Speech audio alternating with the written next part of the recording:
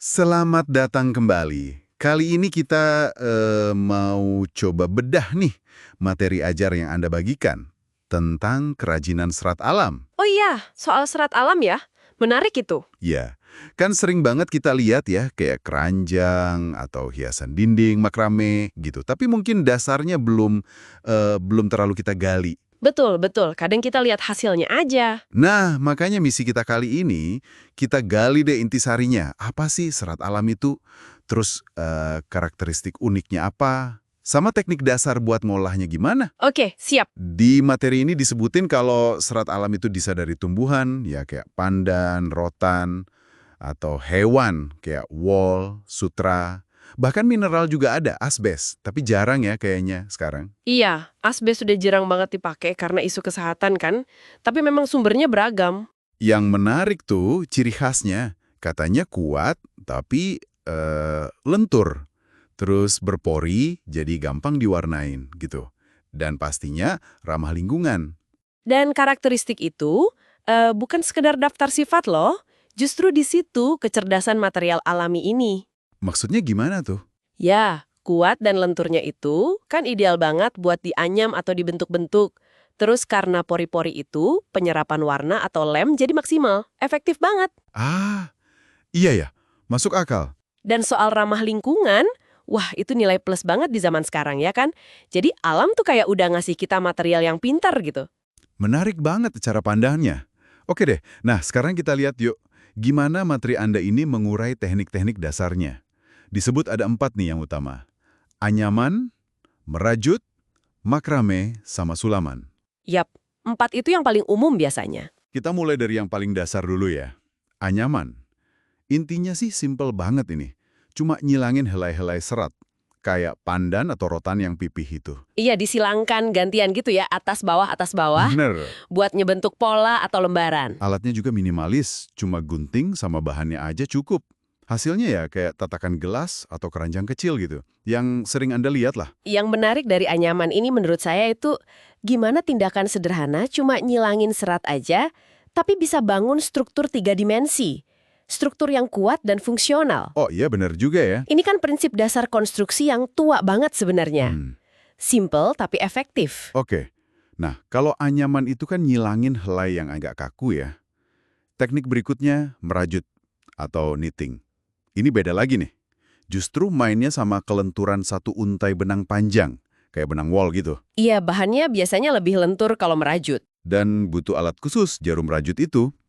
Prinsipnya bukan nyilanginnya, tapi bikin kaitan atau simpul berulang gitu pakai benang itu. Bikin jeratan-jeratan gitu ya. Ya, sumbernya nyebutin langkah awalnya bikin simpul dulu, terus ngisi baris pakai tusukan tertentu. Ada tusuk tunjuk, knit, pearl, gitu-gitu.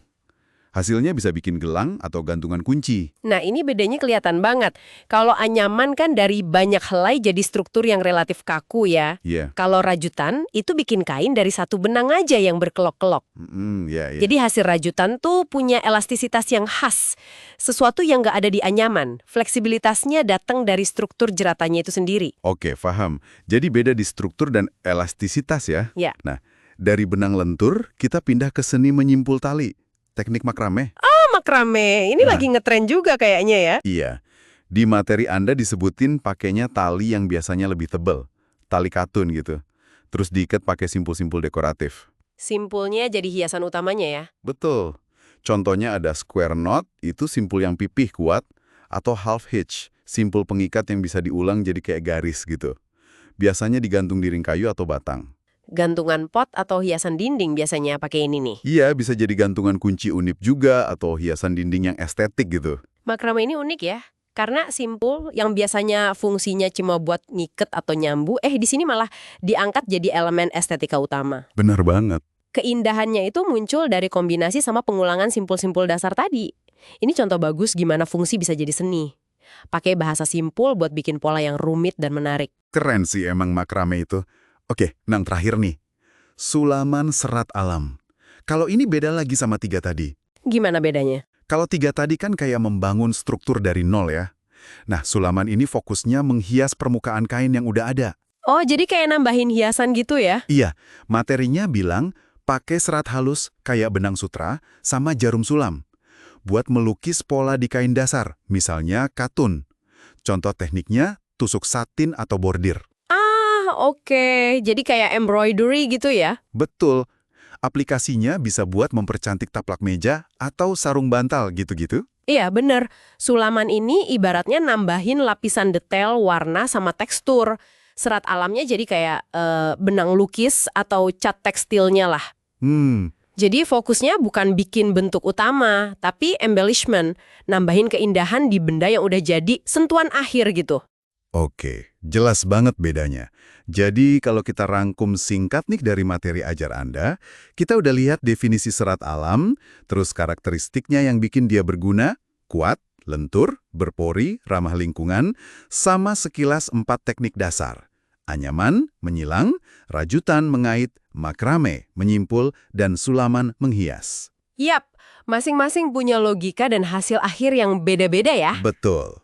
Dan seperti saran di materinya juga, coba deh nanti Anda perhatikan benda-benda serat alam di sekitar.